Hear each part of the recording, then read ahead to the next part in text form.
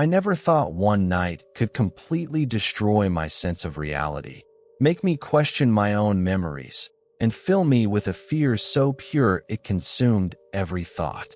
It began after a late shift at the university biology lab. I was exhausted, desperate to get home, and decided to take the shortcut behind the old medical storage building, the one that had been closed for years after some unexplained accident. All the windows were covered with brown paper, the doors chained, the rusted locks warning everyone to stay away. The silence around that building wasn't normal. It wasn't the calm quiet of night. It was a suffocating emptiness, as if the air itself was aware, as if something unseen was listening to every step I took. I should have kept walking. But curiosity is a trait humans can't fight. One of the brown papers covering a window had peeled slightly, revealing a sliver of darkness inside. I leaned closer. Just one glance. That one glance changed everything. Something moved inside. A shadow, impossibly tall, impossibly thin, bending in ways a human body couldn't bend. A faint snap echoed from the darkness, like a stretched wire breaking, and then a voice, soft but unnatural, whispered, "You dropped this." I looked down. Nothing. And then, at my feet, a syringe lay on the cracked concrete. Old metal, scratched, bent slightly, abandoned as if waiting. I didn't touch it. I ran. My own footsteps felt loud, echoing, but something behind me seemed to match them step for step. I didn't dare look back.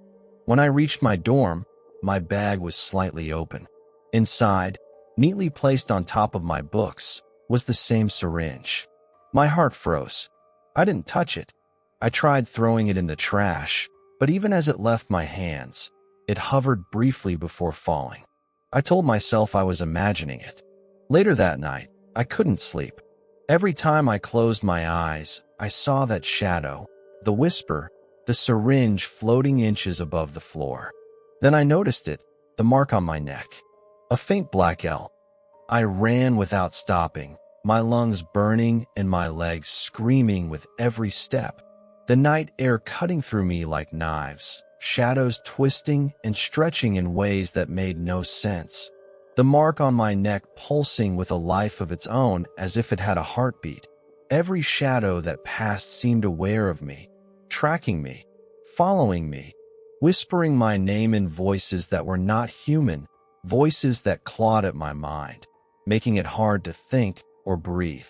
I stumbled into a deserted alley and felt something brush past my shoulder, cold, wet, and heavy like the touch of someone who shouldn't exist.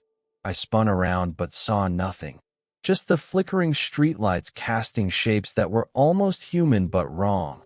Too tall, too thin, arms bending in impossible ways.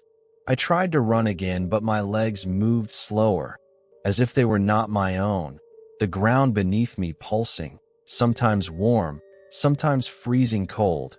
I fell to my knees, hands clawing at the pavement, and then I heard it, the dragging sound of something massive approaching, scraping metal across concrete. My heart pounded faster than I thought possible. I scrambled to my feet and sprinted down another alley, only to find it looping back on itself, walls bending, doors appearing where there were none.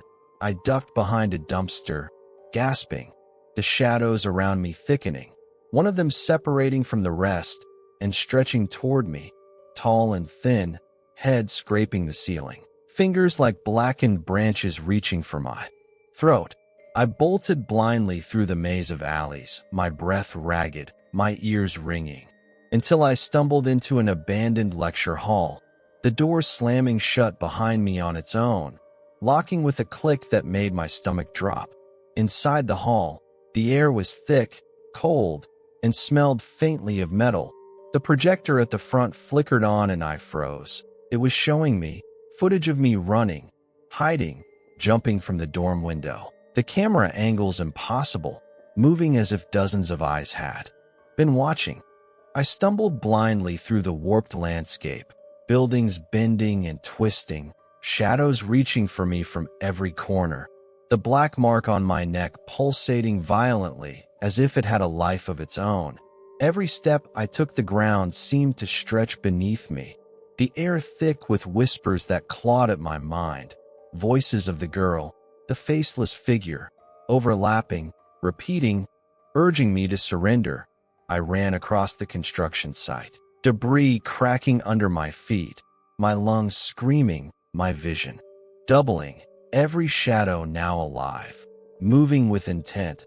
I ducked behind a broken wall, my hands shaking uncontrollably, the temperature dropping so sharply it burned my skin. I could see my breath in clouds, the darkness itself solidifying into shapes. And then I heard it, slow, deliberate, dragging footsteps approaching from everywhere at once, the air vibrating with their weight. I peeked out, and she was there again, the girl, but her body no longer fully human, limbs bending at impossible angles, black liquid dripping from her fingertips, eyes voids of endless night, whispering my name. Her voice layered, alien, commanding. I tried to back away, but the shadows behind her extended, forming tendrils that snaked toward me. I ran through the maze of twisted corridors, the walls shifting, doors appearing and disappearing, my heartbeat pounding deafeningly, the mark on my neck spreading further, veins crawling toward my collarbone and shoulder, the sensation of something moving under. My skin, alive, sent shivers down my spine. I collided with the syringe, floating, spinning, vibrating violently. It shot toward me like a predator. I dove aside, rolling across broken concrete, scraping my hands, leaving streaks of blood. The girl screamed, a sound that shattered my eardrums, and suddenly she was gone, absorbed back into the shadows, leaving behind a thick, cold silence, my body trembling uncontrollably. I forced myself upright and stumbled toward a faint light at the far end of the